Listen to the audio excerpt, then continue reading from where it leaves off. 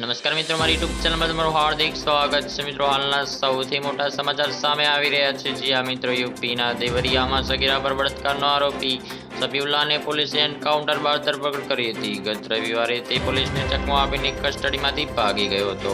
જે બાદ પોલીસે તરત જ 3 ટીમો બનાવી અને સબીઉલ્લાહને સોનુકાડ પાસે રાત્રે લગભગ 2 વાગે એન્કાઉન્ટર દરમિયાન પકડ્યો. ઇજાગ્રસ્ત હાલતમાં તેને હોસ્પિટલ દાખલ કરવામાં આવ્યો હતો, જ્યાં તેની સારવાર ચાલી રહી છે.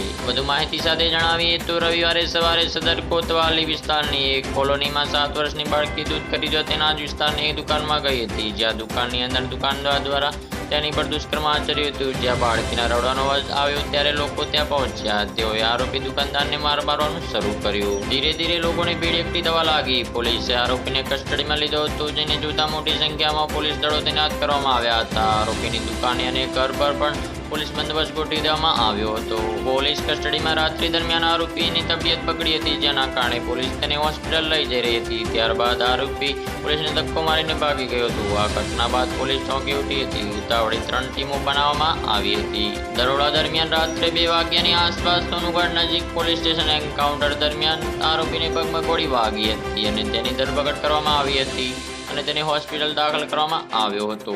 મિત્રો, આ અત્યારની સૌથી મોટી ખબર. ચેનલ પર નવા છો તો વિડીયોને લાઇક, શેર કરી ચેનલને સબસ્ક્રાઇબ કરી દેજો. ધન્યવાદ.